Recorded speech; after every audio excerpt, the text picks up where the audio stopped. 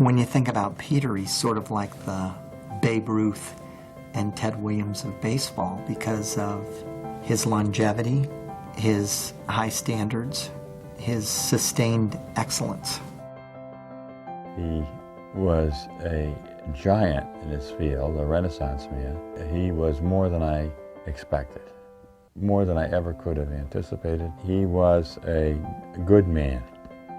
You've probably heard of the 4 C's of diamonds. Well, there are the 4 C's of Peter Drucker. And these are the values and guiding principles that he considered important, among others. One was competency, you have to have that. The other was character, compassion, and community.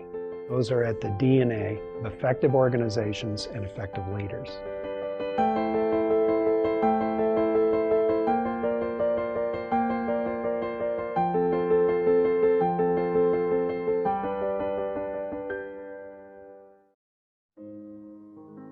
Peter Drucker was born in Vienna, Austria in 1909.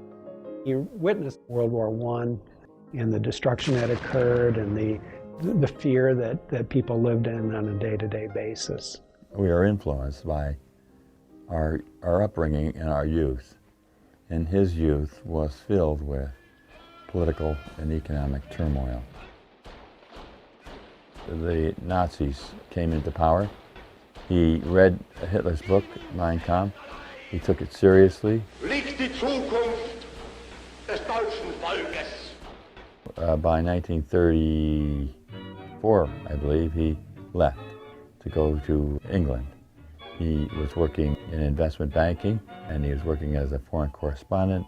It was that background with which he came to the United States. And when he began to write, he began to look at everything from the outside in, from society in, wanting to build a strong society. This notion of a functioning society of organizations became very important to him.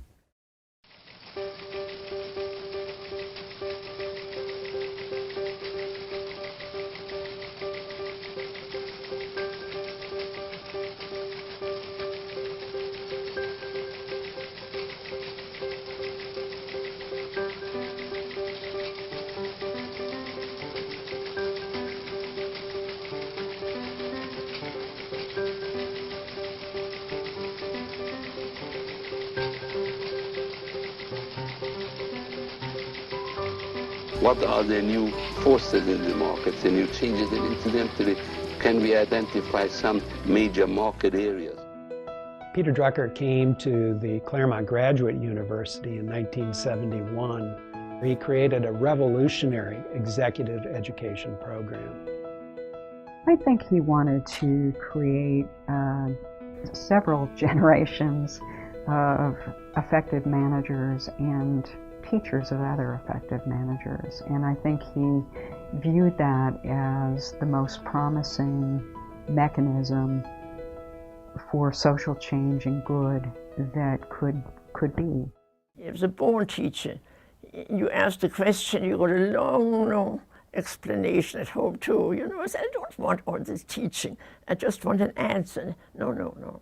The peculiar shape of the grand piano is based on the mathematics, the geometry of the 18th century. You would get a question and he would talk about it for probably close to an hour. And he would bring in aspects, and at times you would think he's completely lost his train of thought. There's a wonderful story, World War II, of the man who was going to be the next chief of staff of the U.S. Army.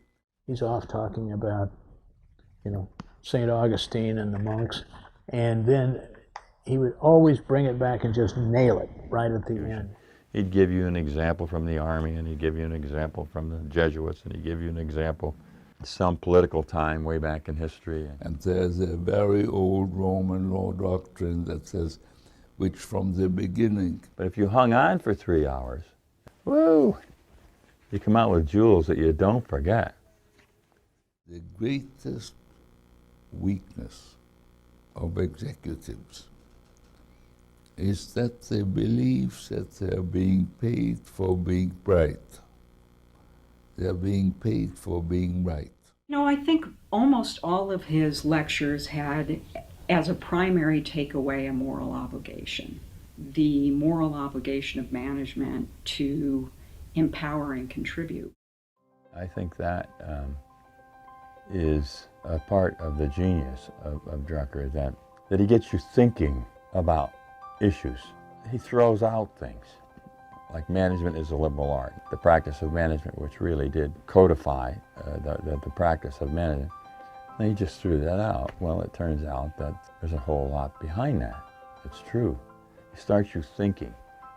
One of the, I think, important insights of Peter's was his recognition that management is a liberal art, that it's not simply learning how to do productivity or how to do marketing, but the really effective leader needs to understand psychology, needs to understand religion, needs to understand science, the whole series of what make up the liberal arts that inform the decision. His view of the world, is what makes him so special. He always said, I'm a journalist, I'm not a management scholar. And I took that initially as kind of, tongue-in-cheek, but he really had a very vast, broad view of the world. And I asked him what the most important thing that has happened in China the last 3 to 5 years. And he thought about 5 seconds and then said that we now consider owning an automobile a necessity and not a luxury. That is what globalization means. It is not an economic event, it's a psychological phenomenon. He was prolific. We counted 39 legitimate entries. He actually wrote 2 novels during that process. They were not successful. Let me put it this way, he was a great writer, but he was not a great novelist. He was a very ethical person,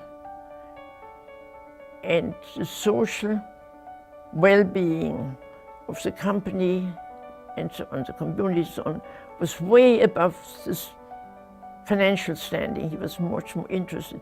He was outraged by the great difference between the income of an executive and the worker. I think he is one of the best observers I've ever met in my life, and a brilliant questioner. One time I was dealing with an individual in business who was not a particularly honorable person and who appeared to have tremendous productive capability. And I was mentioning this, and I could see from his questions, I think he was quietly thinking, are you an idiot? Like, if the guy has character flaws, that's it. That's all you need to know. Drucker said in his 1946 book, which was The Concept of the Corporation that came out of his GM work, that the most durable organizations develop their people both intellectually and morally. And that's focusing on strengths. That way, organizations really fly, focused on strengths. It's a big deal in Drucker. Very deep for Peter because it comes out of his past. He grew up in Austria. He saw the Nazi horrors. He saw what the Nazi philosophies did to people. And he had a deep respect for individuals, helping individuals to grow. That was all very, very genuine. If you look at the classic economic view of production or economic activity, right? You got machines, you got labor, you got land, all that. Well, people are the only infinitely expandable resource. So not only is it the right thing to do in terms of helping people grow for its own sake, but it turns out that it's a tremendous competitive advantage if you can really unleash the power of people. What he was really trying to do is to develop management so that society's organizations could thrive, so that we would not succumb to the what he called the magicians, who could magically solve problems, the Hitlers and the totalitarian leaders. Freedom. Peter Drucker has devoted his life to strengthening civil society. His determination has made him one of the greatest management experts of our time. He understood that organizations were imperfect at best and often largely misguided. And at the same time, he had this sense of if you could tap into the mission or create a mission or a purpose, a sense of focus, and then get individuals who themselves had tremendous limitations but have one area of genius and empower that area of genius and enable those individuals to work constructively together toward that unified purpose, that great things could be accomplished. And that, to me, that's what this school is about. He talked a lot about guiding principles and values of business. The faculty are constantly connecting what Peter believed was important to the topics that are on the desk of today's executive. Our job is to enable our students to learn, enable them to make knowledge effective in their own work and in their own organization.